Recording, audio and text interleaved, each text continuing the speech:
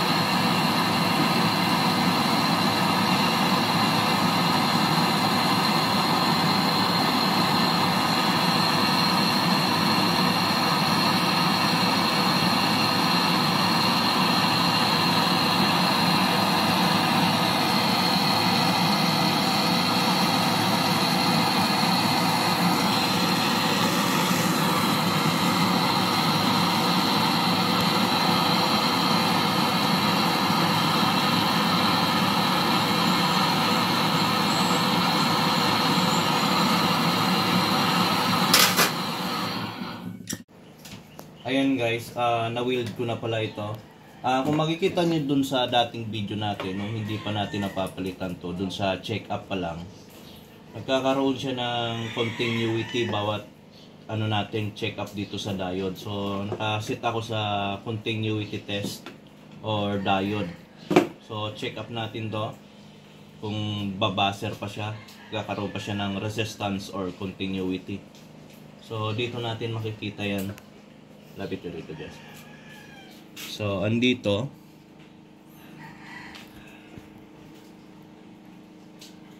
So, kung mapapansin nyo ngayon, ka-test na ako sa kanya pero wala siyang basing. Pero mayroon siyang nare-reading na 0.4 volt. So, dapat ganyan lang yung makikita natin dyan. Hindi siya dapat tutunog. So, 0.4 volt mayroon siya. Dito sa isang terminal mayroon din. Isang terminal mayroon din. Tapos ngayon, pag ini-reverse natin to, kailangan wala tayong makukuha na reading. Dapat siya, naka-open loop na tinatawag. Nakaganyan, naka-OL dapat.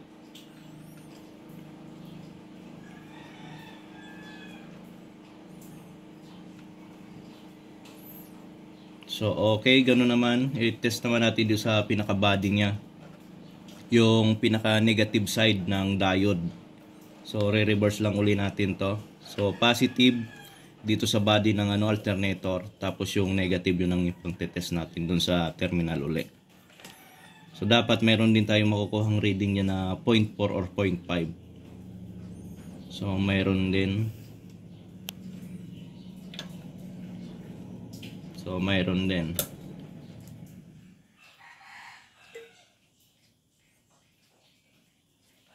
So, ibig sabihin, okay na yung alternator natin. So, tatakpan ko na lang to. Tapos, i-check up natin kung nagkakarga siya. So, yun ang step na gagawin natin ulit.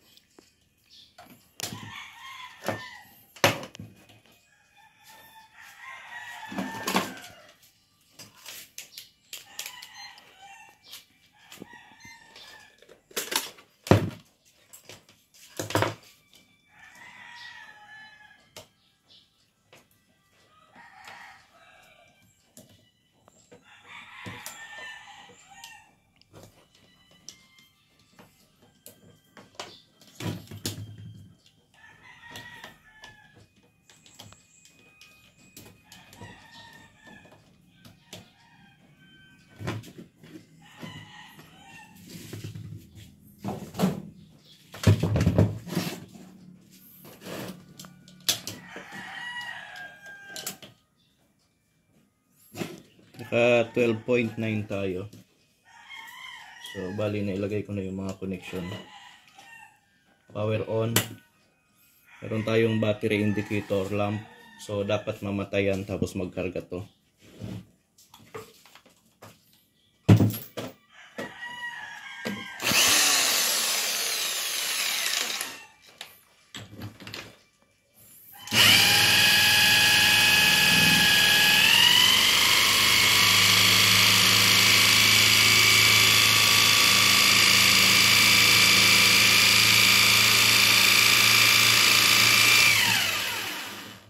So namatay yung battery indicator lamp tapos nagkarga siya ng 14 volts.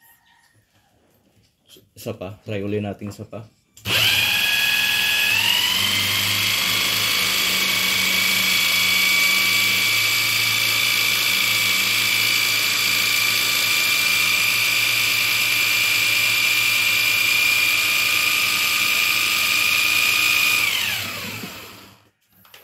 So ayan, okay na yan. Pwede na natin uling ikabit doon, ibalik.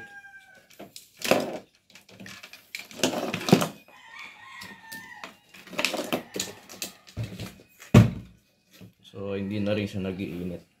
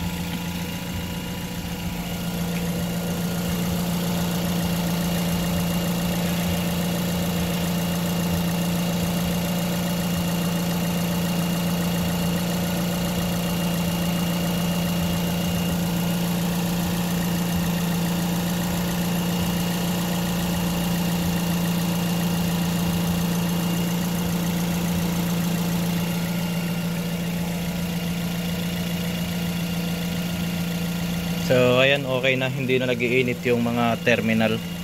So pag ganyan kasi umiinit yung terminal, mayroon pang problema yan sa alternator. So ayan, goods na. 13.8. Okay na yan.